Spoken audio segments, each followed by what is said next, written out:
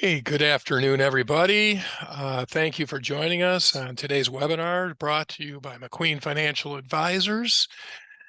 Zach, thank you for joining us as well. Thank you, Craig. Awesome to be here, sir. Yeah, fabulous. I'll just do a little bit of an introductory while we wait for some more people to join that have registered. Just maybe talk a little bit about McQueen Financial Advisors, right? So we're a national investment advisory firm providing investment advisory services to uh, banks and credit unions and foundations and endowments across the country. We also have a high net worth retail integrity investment management division as well. We are providing ALM services and CECL to financial institutions in most states across the US as well. And then we have a nice, strong team that continues to grow in the mergers and acquisitions area as well. So, and one of our things that we've been doing over the last couple of years is talking about McQueen Charitable Solutions. And that is one of our divisions that we work with endowments and foundations across the country. Who I have today with us today is Zach Whaley. Maybe just go to yours first there, Zach. He runs our McQueen Charitable Solutions and his team.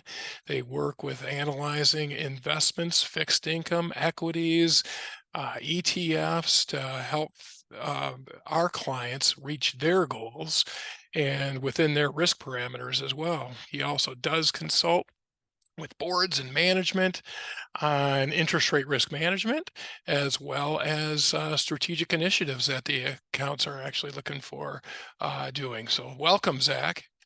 Thank you, Craig. This is one of my favorite times of year when we get to talk about these exciting portfolios, and it's good to be doing it with you again.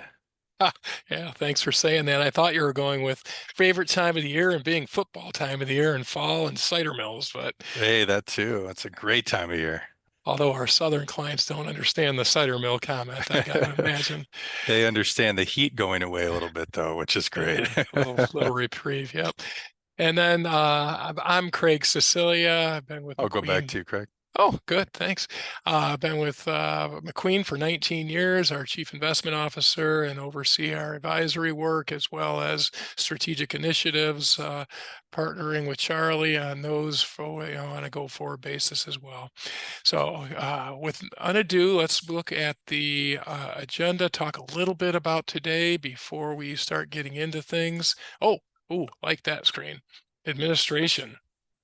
So we're going to record today's webinar as we normally do. It will have a link on our website under our webinars for along with all of our past webinars that we have and all of our services. So please feel to share that with any of your executives or boards or anybody you're bringing on new that needs some training. If you have any questions throughout today, there's a couple of ways to do it. We'll be monitoring the chat section of it. You can scroll down to the bottom of your screen. I believe for everybody it should be there, and you can type in a chat. We'll monitor that and answer questions as they come in if it's at the appropriate time. Some we may hold off to the end of the webinar, but just please feel free to open that. And with further ado, let's get on to our agenda, Zach. Excellent. Thank you, Craig. Let's take a look at what we're going to be talking about today. Yeah. So for today's webinar, obviously the topic is EBPA and CDA, and we all love our acronyms, but let's define what that means. It's Employee Benefit Pre-Funding Account and Charitable Donation Account. If this is a new topic for you, definitely write down the acronyms because we're probably going to just use that for the rest of this chat. So we're going to talk about why it's a great time to take a look at these different strategies for your institution and define what the EBPA and the CDA are at a high level. We're going to look very quickly at the difference between a standard portfolio and the EBPA and the CDA. Talk a little bit about return expectations. Everybody wants to know, what are the numbers? What can I do? What can I get in this market? We're going to touch on that. Then we're going to go into some specific strategies and how you might customize this, how we can partner together to customize a strategy that would work best for you and some goal setting. And then we're going to wrap up with some obstacles. Right? What are some things that might keep somebody from moving forward with these programs? And then talk about next steps. So let's jump right into it. So why is it great timing? Right? It's interesting time for sure, economically speaking, and from the market, but it really is a great time when we think about how these portfolio strategies can be utilized. We're going to talk about that really quick, and then we'll get into the meat of the webinar here. So what we're looking at here, Craig, is two squiggly lines. I love squiggly lines, but they're very telling. I'm guessing you're about to tell us here, Zach. Yes, yes, I am. So we're looking at two lines that represent the short end of the yield curve and the long end of the yield curve. So the blue line here is the 10-year US Treasury yield at the time of when this picture was taken, just above 4%. And we look at the short-term Treasury yield, the green line, that is approximately 3.6%. So when we go back in time, this chart's going back to about 2004, 2005 area. So 20 years, if you can believe that. It's crazy. Um, and we are at historically high interest rates. After 2008, we see that big dip down in yields as the Fed dropped interest rates. They stayed there for basically forever. 10 years in economic times is forever. And now we're back up to where we were 20 years ago. So why is this important? Um, there's no guarantee, but definitely the winds seem to be blowing towards lower interest rate environment. And as a financial institution, the vast majority of your assets are going to be interest rate sensitive. Now, again, no guarantee that we go into falling rates, but if we do, think about all those wonderful 6%, 7% mortgages that you're booking today. They feel great, right? From a return perspective. But what's going to happen when rates fall? They're going to refinance out of there. Well, hopefully not all of them, but it is. These loan rates are absolutely fantastic to be booking, as well as they are for investment world as well in this cycle. Exactly. And those loan rates are awesome to grab right now, but because there's the refinance potential, they can go off the books pretty quickly. When we look at the types of assets that can go inside of an employee benefit, pre-funding account, or charitable donation account, they can lock out yields today. That's really the thing I'm trying to get across on this page is if we can lock out today 20-year historical highs, if rates fall, this can continue to be a very high earning asset for you. And also, why is it a great time? Budget season. Budget season is either right now or right around the corner. Typically, people are talking this time of year. And let's talk about how the earnings in these accounts might be able to help going into next year. Also, why is it a great time? Healthcare costs are rising, and the employee benefit pre-funding account in particular can help offset those costs. So this is a picture of the Affordable Care Act marketplace. It's just a proxy to give us an idea of what's going on out there. This doesn't affect everyone on the call, but there are different health insurance providers that respond to surveys. And what they're saying, the ones that are in this marketplace, they expect their average cost to increase 20% next year. And that's compared to a increase in cost of 7% in 2025. That's massive. It's a huge jump. And it's the largest jump that we've seen since 2018. Pretty alarming. It really is alarming, and it doesn't seem like these expenses are going to be, as volatile as all the other markets out there. It just continuously escalates up. And, whether it's the cost of actual health care or services provided or medicines and all that, we expect it just continue to go. Absolutely. We wouldn't mind some volatility in the downward direction here, would we? That would be a good thing. That'd But be a you lot can of fun. you can see, as Craig mentioned, some of the factors down at the bottom here that are affecting that. But overall, costs are rising, and it's a great time to think about how to offset those costs. So let's dive into it then. So the EBPA at a high level. So what we're talking about is the employee benefit account pre-funding account, a lot of different names for this thing, but EBPA is our favorite choice of words. Essentially, the NCUA allows credit unions to direct a portion of your excess liquidity into what they call normally impermissible investments, as long as those investments are utilized to offset your benefit expenses. So this is not something that McQueen Financial came up with. This is something literally created by the NCUA in order to help credit unions. And how does it work? You are able to invest up to 25% of your net worth. I want to make this nuance kind of clear, is that this is examiner guidance. It's not a hard line at 25%, but what we typically recommend is it's a good place to start, someplace below 25% or maximum 25%. You could theoretically justify going above that, but the NCUA handbook says that's going to involve a higher level of scrutiny. So going up to that line rather than crossing it is a typical recommendation that we have. I like that you're bringing this up, Hmm. and we've had this in our prior webinars. And one of the things that we find in accounts that continue down the path and working towards opening a CDA or an EBPA, and I am using the acronyms as you We've defined them well. I think we're good to use acronyms. forecasted, right? It's good for our audience to understand that limit Hmm. because it should be a part of that rhetoric with their management team, with their board, and with their regulator and notifying and the expectations of what they're going to be doing. So it might just seem like a number being thrown out there, but it's really good to understand. So I appreciate that you're really talking about that quite a bit there, Zach. You bet. And to be clear too, this is the federal, I mentioned NCUA limit. So to be clear, there can be some nuances with state, but the federal guidance is 25%.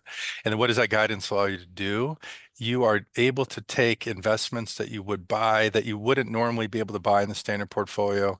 We call them newly permissible. You could see the term out there, normally impermissible, different words for it.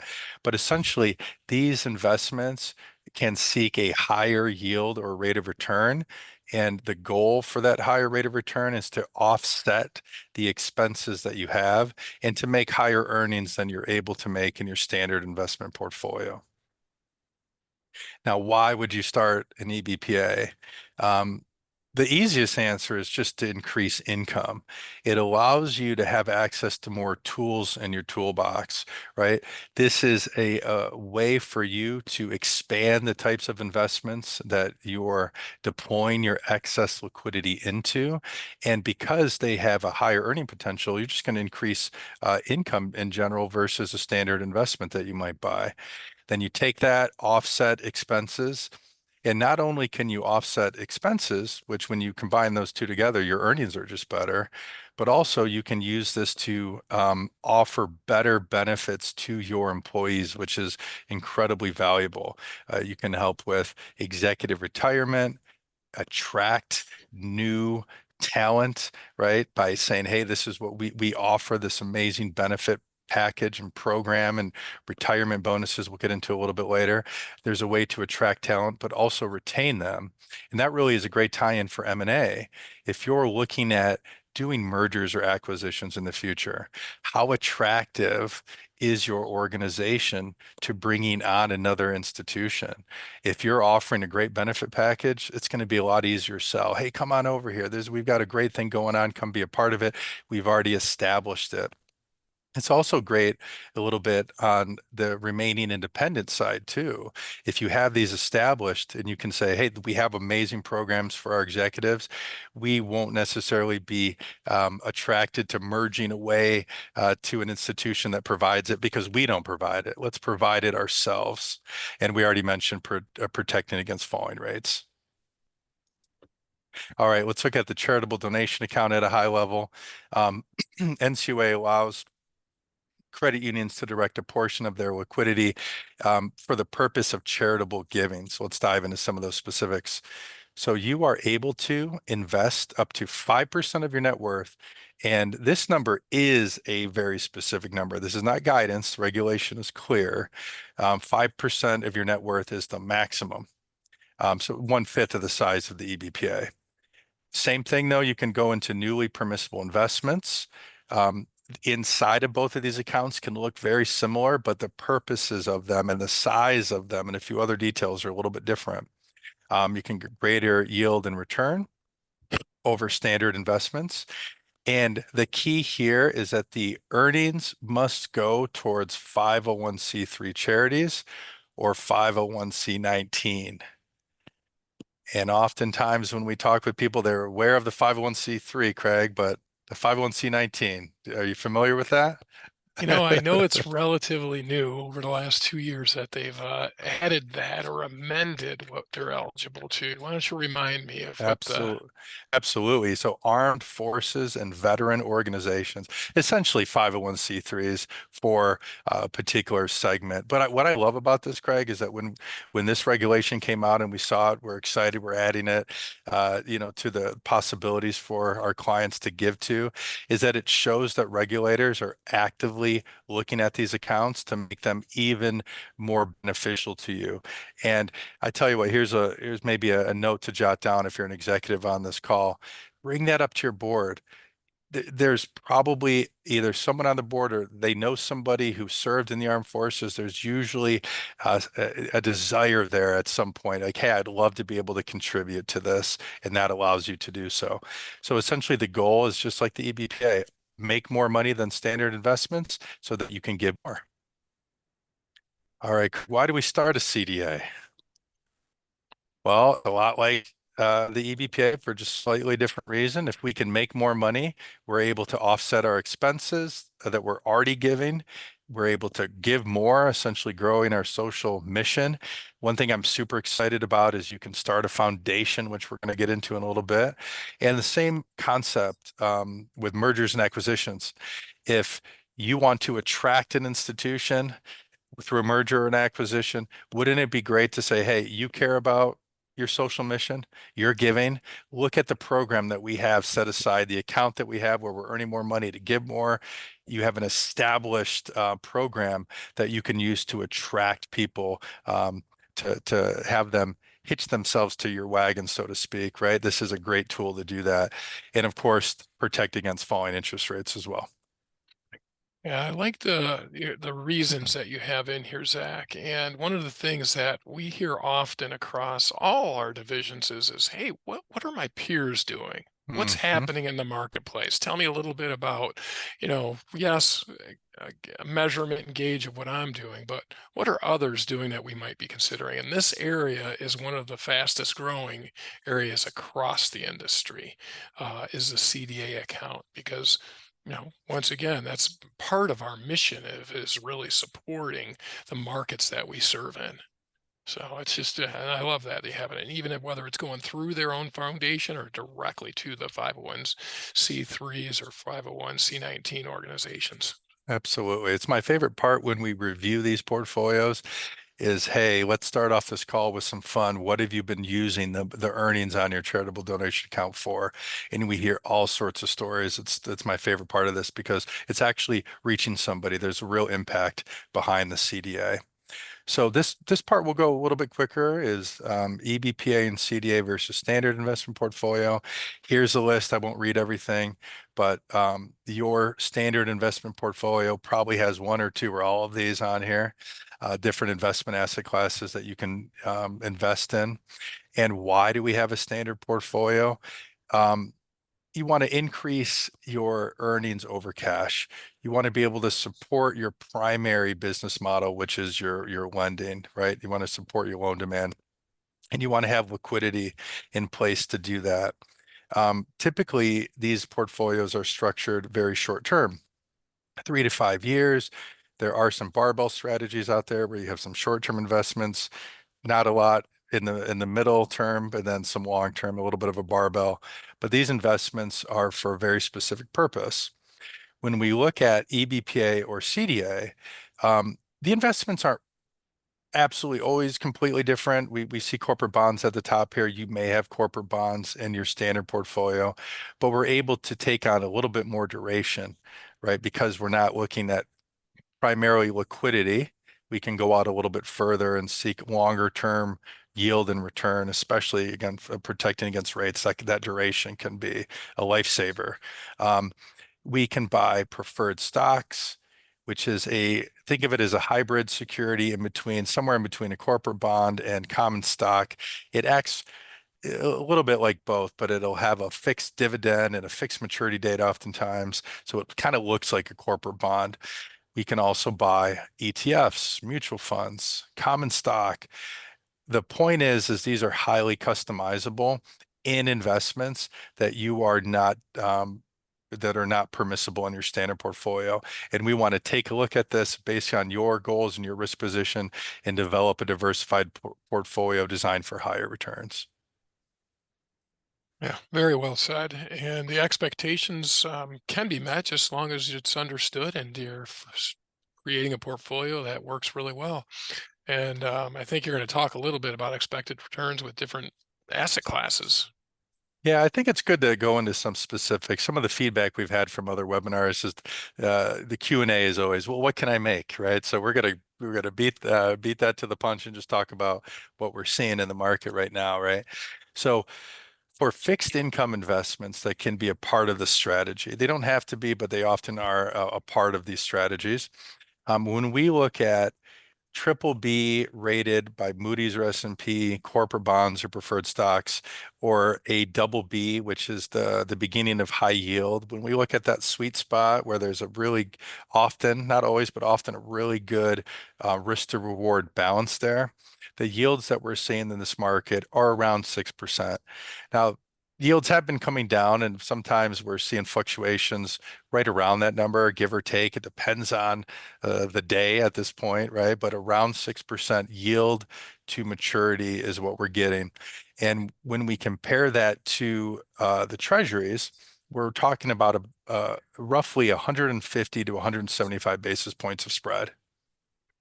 Which is decent. And I like that you indicate approximately, Yep. and I'm guessing some of the lower ones have a little different credit profile or risk profile. And I think this is good to put into context of, what is the spread over a riskless investment. Yeah, absolutely. And it's not on the screen, but I'll mention really quickly is that when we think about the standard investments that we're buying, right, we showed the treasury yield of sub 4% right now. Let's talk about spreads. If you're buying a corporate bond that is more suitable for a standard investment portfolio, generally shorter, a little bit higher in credit oftentimes, those spreads are maybe around 40, 50 basis points of spread. So really we're talking about 3x the amount of spread that you're looking at. If you're someone that's just buying CDs, we're talking about 0 basis points of spread over a treasury, maybe 5. So it really depends, but I think that's a good apples to apples comparison. All right, so let's take a look at equity investments. And of course, here's our great thing for anyone in our industry to say often, right? Past performance does not guarantee a future performance. But when we look back at the equity markets over the last 20 years, the total return, when you take not only the capital appreciation of the stocks, but also taking those dividends and reinvesting them, the total return is around 10%, a little bit over that, but we're doing ballpark here. Not a guarantee it's going to continue, but what I love about the equity markets is it allows institutions to have a type of asset class that really is non-correlated with the rest of the balance sheet. Is the stock market impacted by the interest rate environment? Of course, everything is, but it's not that direct one-to-one comparison like a loan would be or a fixed income bond. So this allows us to provide more diversification and to seek a higher rate of return over the long term. So you mentioned expectation or hope to have a higher rate of return over a long term here. But as I look at this chart, I think of Christmas. I apologize if I offended anybody, but red, green. So there's some down parts in this cycle in the equity market, and I kind of look at maybe that mid 21 through mid 23 and stuff, and Sure. as a potential of considering this type of investment into one of these alternative portfolios, how do I consider or look at that and get comfortable with that in that short period of time? Yeah, that's a really good question. So when we develop strategies, we have a plethora of different asset classes that we can buy. That doesn't mean that we should, or we should be careful about the percentage that we allow. So one of the things that we look at is, what does the bench look from a net worth standpoint? Does the income statement look like our earnings? One thing that we have to consider with the equity market, Craig, is the way that they affect the income statement, right? Okay. So when you buy a stock, because it doesn't have a maturity date, you need to mark to market that on a monthly basis. So let's use an example here real quick. Let's say we owned the S&P, an S&P ETF. A lot of people are familiar with SPY. It's essentially buying a low-cost ETF where you're getting broad market exposure. So let's say we buy that, and then this month we have, you mentioned here in 2022, what if we had another Liberation Day event? Remember that back in April? Absolutely. So the markets remember it, and then we can see the footprint of that experience right here. So let's say we have this the SPY, right? Just gonna make isolated one name. If we bought that absolute high here and the market went down the next day, just terrible timing, then obviously that would not be good for our position. If it's down in this example 20%, and we had $100,000, we're down $20,000, that $20,000 impact would have to be realized on our income statement. It's very important to understand. Now on the way back up, it's also realized up, so that would go from a negative 20 back to break even, and now it would be in a positive position. But what we do is we look really closely what percentage of our total portfolio, if it were in these types of asset classes and we were to experience a short-term downtrend like we had in April, or a longer-term downtrend, as you pointed out here in 22 when interest rates were rising, can we stomach that from an earnings perspective? And is our net worth ratio able to withstand that? And sometimes the answer is no. Let's wait till earnings are a little bit stronger. Let's wait till net worth is built up. Sometimes the answer is yes. And oftentimes the answer is yes, but let's determine what that sweet spot is. And that's through conversations, Craig. Yeah, makes a lot of sense. One question did come in, and quite frankly, I don't know if it's a question or more of a comment. Okay, sure. As we, look at that 20-year total return of the S&P at 10%, the comment is, well, why didn't somebody just buy Nvidia? I don't know, Ah. right? I love that. I love that. So that comes down to really diversification and concentration, right? Okay. Yeah. So as mentioned in prior slides, we can go into individual stocks. That's absolutely one of the things that we can do, but I'll respond to that in a couple ways. So if we were to have individual stocks like NVIDIA within the employee benefit pre-funding account in particular, I'm forgetting about the CDA for 1 second, the regulation reads that we need to have reasonable expectation of our earnings, Okay. because we do have a reasonable expectation of our expenses, and they need to be aligned, right? So when you're dealing with one company, NVIDIA is up 10 million% right now, somewhere about that, I think. And is it likely that that continues? I don't know. You can argue both sides of it, but we want to be careful that the earning expectations are in line with our ongoing expenses. So we do utilize individual stocks, but we don't want to take big bets on stocks, right? We want to limit our exposure, have broad diversification, either with individual names or exposure to the market through ETFs. We can even buy mutual funds. And with the charitable donation account, we can maybe look a little bit more at those companies that are a little bit more growthy, is the technical term, I think. Yeah. Growth Okay. stocks, right? Less dividend, less income expectations. But even though that's more in line with the regulation, we want to be careful that we don't take big bets. Yeah, that's a good point. I love that diversification. Sure. I really like that you talk a little about the consistent dividend expectations, those of that income that can be matched up with expenses as well. It's really great advice and great reply. Thank you. Appreciate that. All right, let's move on. So this is just a very high level picture, right, of what it might look like after having conversations about your goals, after looking at what your risk position is. Perhaps a blended portfolio would make sense. In this case, looking at these illustrations, 6% fixed income along with 10% equities would equal an 8% blended yield. Of course, we need to take in a lot of considerations here.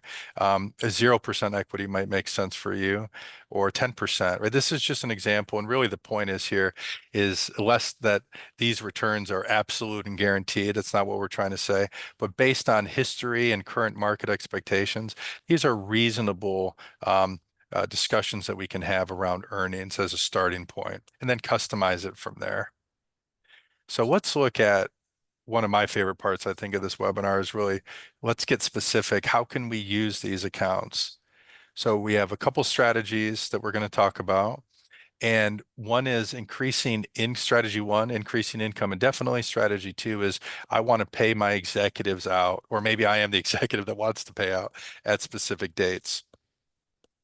So strategy one, what we want to do, if our goal is simply let's make as much money as we can with these accounts to offset employee benefit expenses. Number one, we need to determine the size of the portfolio, run a funding analysis, which we'll look at in a second, and then determine the size of the portfolio that it would take to offset all of our costs. And that's kind of our upper boundary. But then most likely that number is going to be higher than what the 25% guidance is. So we fall back to that. But because we've shown on paper that we would need, let's make up some numbers for a second. We would need a $100 million portfolio, but 25% says we can only do 50. Well, we're going to default to 50, but that 100 justifies us going up to that NCUA guidance number, which is really important. And then we're going to run this on a go-forward basis. So this is what this would look like. The upper left section here, we want to determine what our current benefit expenses are. This is a document, really simple. We would send it to you, fill it out, give it back to us, and then an analysis is created. For this particular analysis, we can see down here that the total cost for this institution were $200,000 and some change, and the size of the portfolio that they would need to offset that based on some return assumptions would be $4 million. That's that upper boundary. Then we say, okay, but what is 25% of your net worth? Their net worth was 7.8 million. 25% of that is roughly 2 million. So now we can say, let's go up to that 25% number. We know we're not overfunding because really we would need $4 million to completely offset. Does that make sense, Craig? It really does make a lot of sense. And just because, for clarification, just because I can't, because of my net worth limitation, meaning I can only go up to just under $2 million, I can't go up to that 4 million. Doesn't mean I can't do this. It just means that I can still stay within recommended limitations and do as much as I potentially could if I wanted to offset some of that $200,000 expected expenses. So yeah, this makes sense to me, and I just want to make sure repeating it to you, I said it correctly. Absolutely. I love these programs and they're great, but it's not a silver bullet, right? This isn't going to make offset all your expenses most likely, unless you're a very small institution. I have seen it in a few cases, but often it's going to take a big chunk out of what your expenses are and just add to the bottom line, right? If you're earning more, offsetting expenses, that's going to be positive to your income.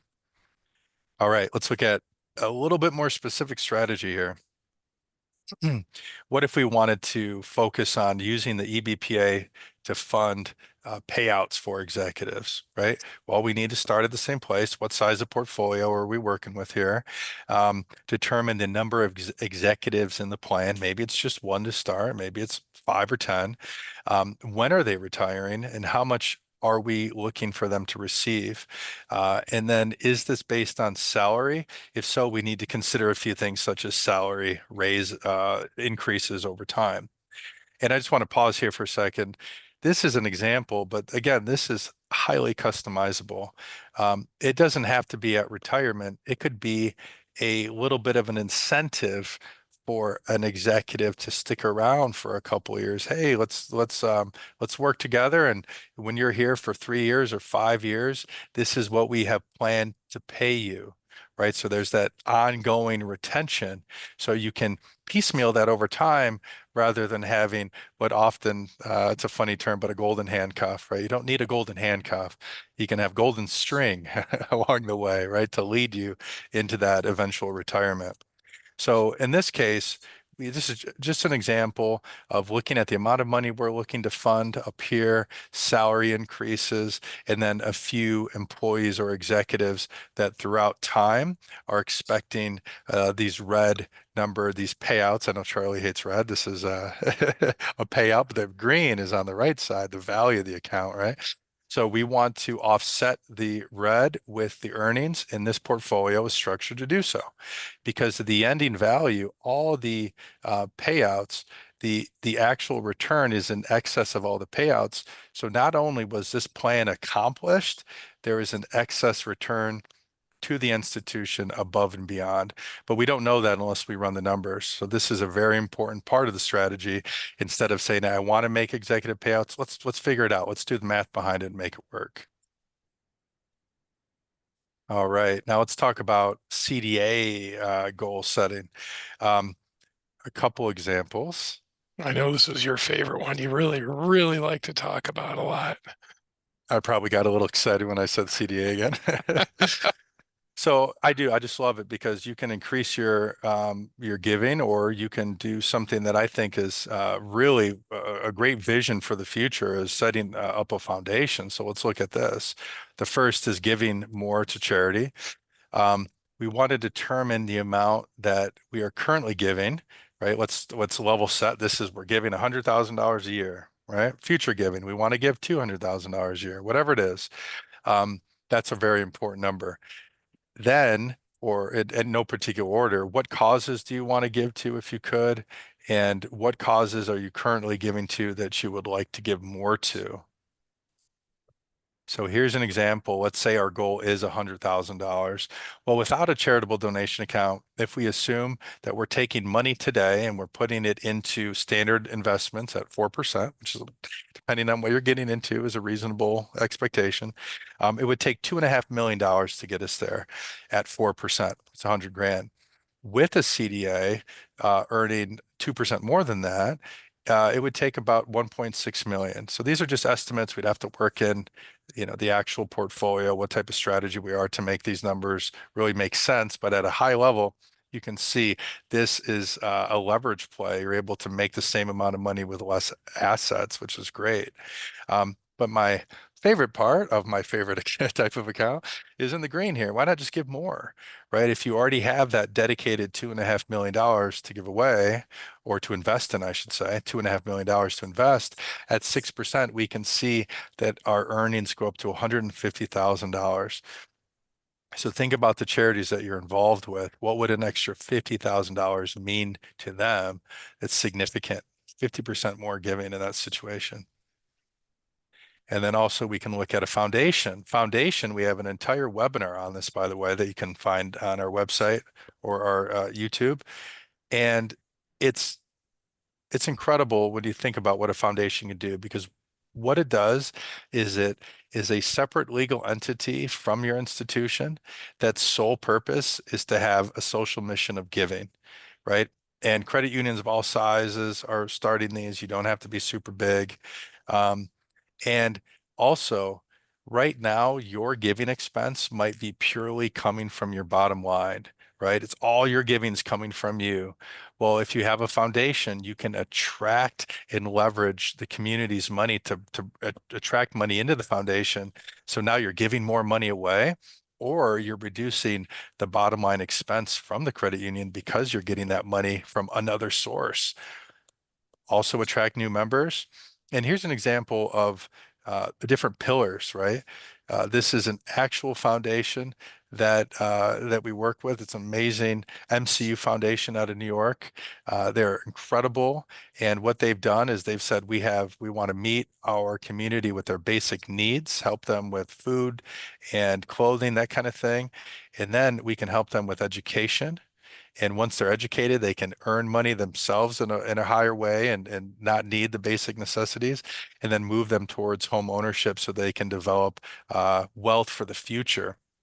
You don't have to have pillars, but I think you should probably start there. It's a great way to focus your vision. And here's a good example of somebody who is successfully doing this right now. And let's look at the foundation planning because I often hear, um, you know what, we do want to fund a foundation, but maybe we'll just wait to open our CDA when we're ready to do that. This is an important slide if you're thinking that way. Um, there's a 5-year grace period that we mentioned briefly earlier. The earnings out of a charitable donation account do not have to go to a 501c3 until the 5-year period. Now, I'm not saying wait. You shouldn't wait. You should give along the way, probably. But if you started a charitable donation account today, you can accumulate those earnings. And then if the foundation was open a year or two from now or 3 years from now, accrue for those earnings so you're eventually going to give and then fund the foundation once it's opened. Right. I like that concept. Hmm. This whole timing of I need to wait for both happening because you can compound your earnings within the CDA portfolio until you have to distribute, which is really nice to do. Right. And then what you said is that seed money for that foundation when it is opened is sometimes not always as large or readily available as one would want right away. And so the CDA start at the beginning isn't necessarily a bad thing, as you had said. It's actually a positive thing in my mind, because it helps grow the amount of seed money that can go into it, especially with that accrual period of 5 years that you have to distribute. That's kind of cool. Very cool. I Um, love that idea. If you started a foundation today, maybe there's not a lot of money to give. Let's run an analysis on what earnings might look like after a year or two of a CDA. I love that idea. yeah. Yeah. And we go over this more in the webinar that's focused on foundations, but roughly 4 to 12 months to create. And we have amazing partners that we work with on this, referral partners, and they can help you from a legal standpoint. It's just an incredible thing to think about. And every time this topic comes up, when I'm talking to executives, they love it. But then when they bring it to the board, they come back and they really love it because the board is all about the social mission 99 times out of 100, right? 100 out of 100. Yeah, absolutely. And you mentioned that we have another webinar on foundation That's right. formation altogether. It's a great time just to interject that when we start and not start, when we continuously are giving and supporting our communities through just outright donations that are all of our clients do in their communities, right?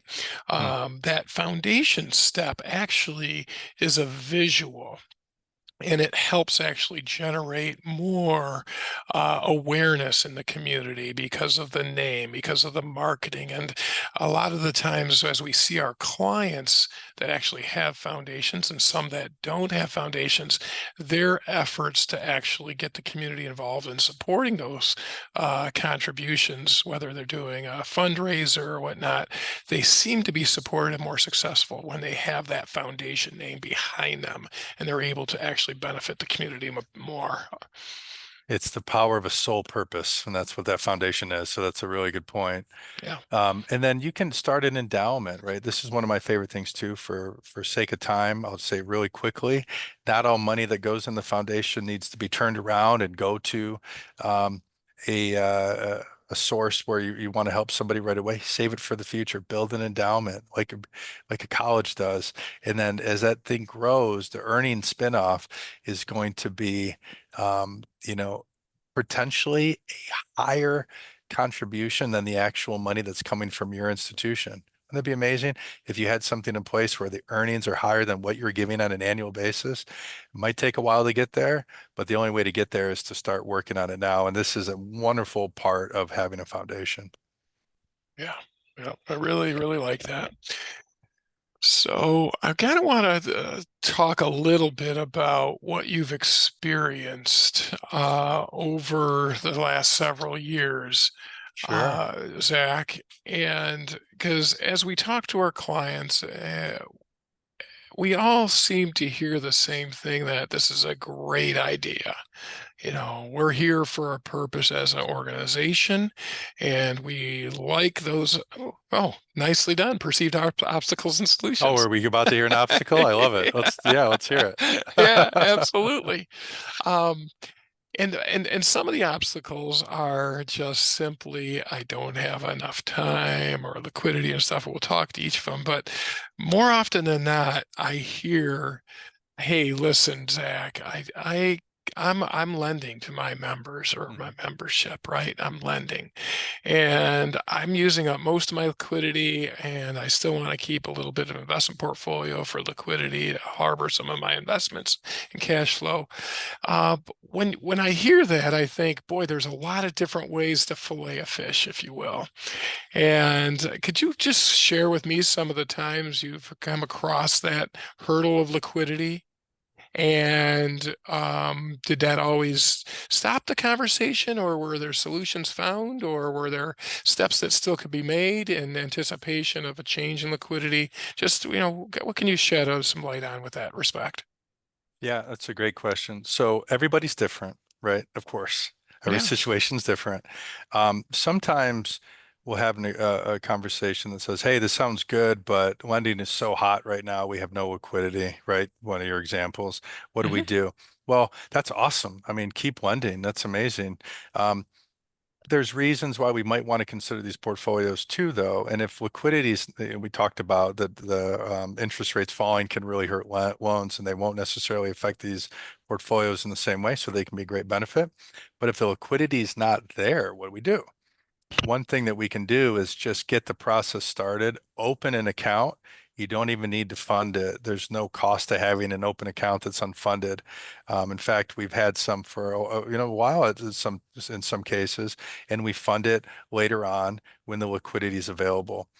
It's not difficult to open these, but there are a few steps, including educating the board, creating a policy, a few things like that. Notifying regulators, we'll review that at the end here. But if we can put those steps in place and open up an account, let's just get that out of the way so that when liquidity is there, it's a simple phone call or an email and saying, "Hey, Zach, I've got money to put to work finally. Isn't that awesome?" And then we wire the money in and we put it to work. It's a lot easier than saying, "Hey, I've got money to put to work. Let's start the conversation." Then that really kind of puts you behind the eight ball. Does that make sense? Yeah, it really does, because things do change. We know there is definitely cycles to the balance sheet, cycles to liquidity, and I think that you really address that well. And it's good to have. It's something that we would like to do, and our clients would like to do. And so, why not put those pieces in place so they're ready to go when the situation gets to a level where they're comfortable to actually be funding some stuff. Yeah, Um, absolutely. okay. The other thing, and it's in line number two here that you can see I see you use the words lack of understanding, and Sure. there are a lot of different areas to be considered within an organization when thinking about an employee benefit account or a CDA, right? There's the regulation which you touched on. There's the markets which you've touched on. There's some operational things which you've also touched on with respect to policy and Hmm. formation and stuff. But what have you seen as the best process to actually start the initial conversation of, hey, could you tell me a little bit about it, and getting to a point of a client is understanding the process, the board is as a corporate governor, and opening an account.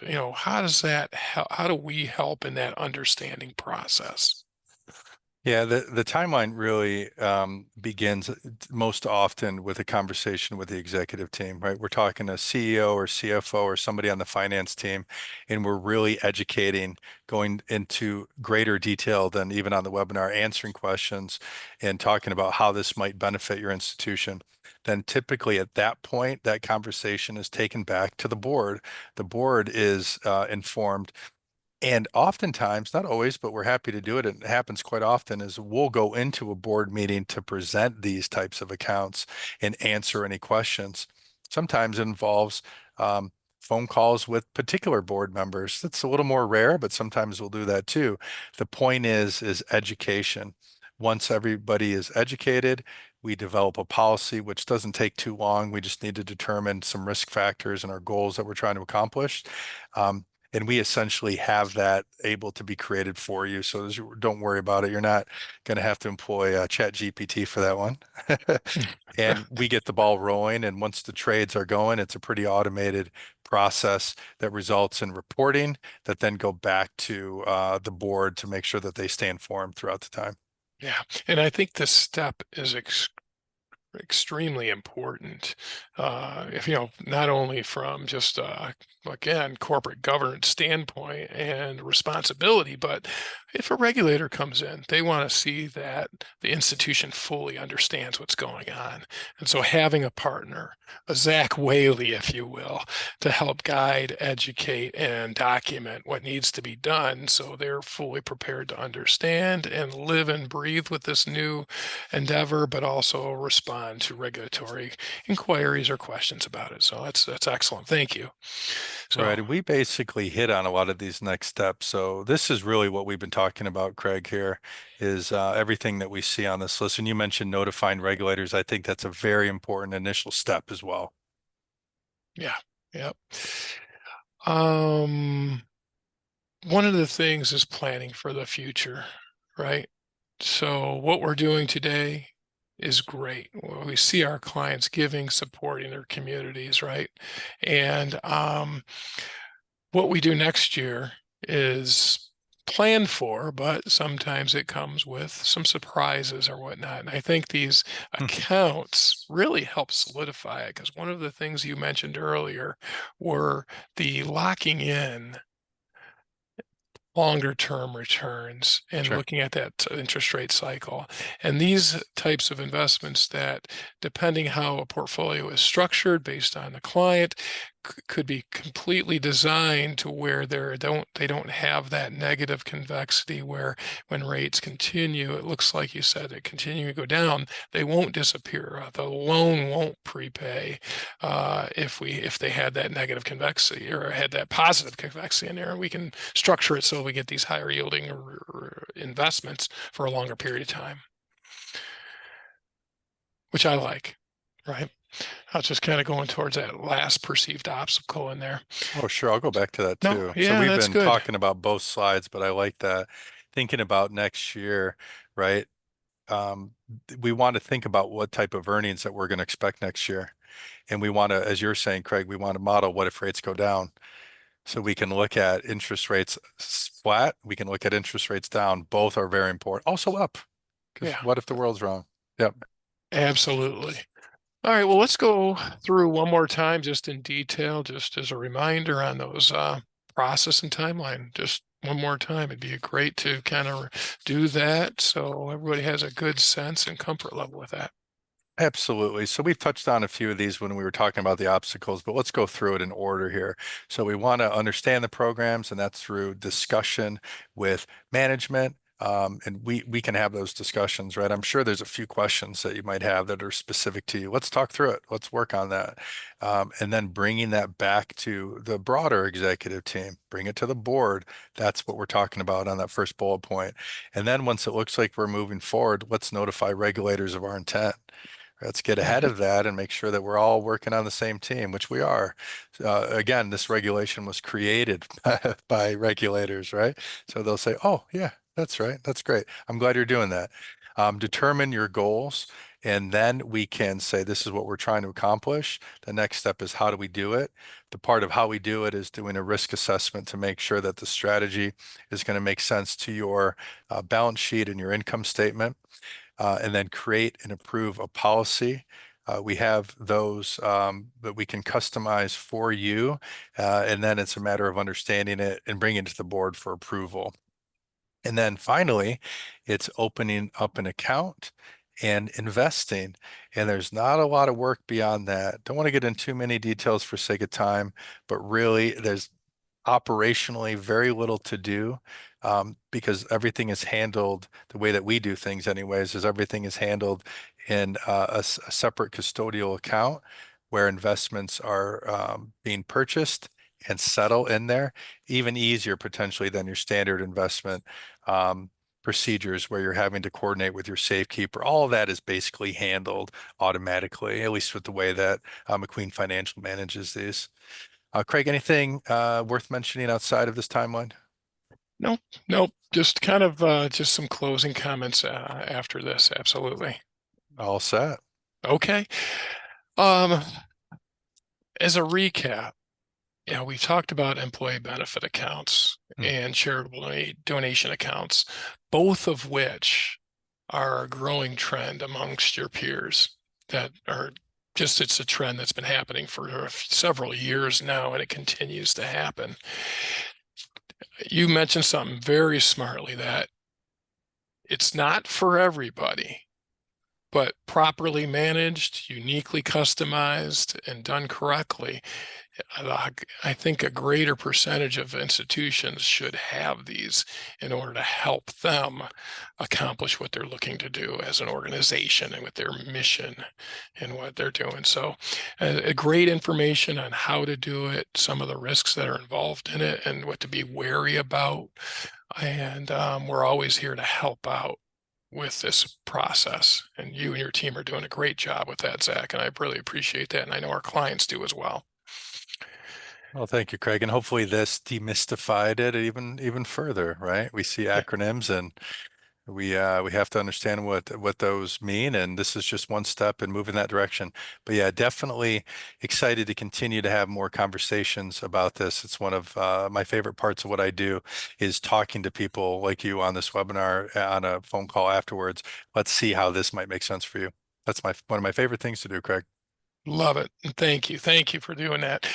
Your knowledge and expertise does shine through, and when we have these webinars, and so thank you for sharing it all with us today. Wanted to give everybody a closing remark on our next webinar coming up. That's going to be taking place in October, only a couple weeks away, on the 15th. And it has to do with our quarterly discussion about trends and tips. Be monitored and presented by Charlie McQueen. It's October 15th from 2 to 3 o'clock. And then at the end of the month, we have our annual planning and budgeting webinar on the 28th of October. I can't tell you whether we'll be wearing costumes or not, because based on the timing of the year, but it is the 28th from 2 to 3 about annual budgeting and planning for you. We'll do our interest rate forecast at that October 28th meeting as well. Well, these are fan favorites, Craig, so I'm looking forward to this. Yeah. Again, thank you everybody for attending the webinar. We will post a recording of this webinar and provide it to you. We can either send it to you or you can pull it down from our website. Appreciate everybody attending, and I hope everybody has a wonderful rest of your afternoon. Thank you, Craig, and thank you everyone for joining. Until next time. Thank you, Zach. Bye now.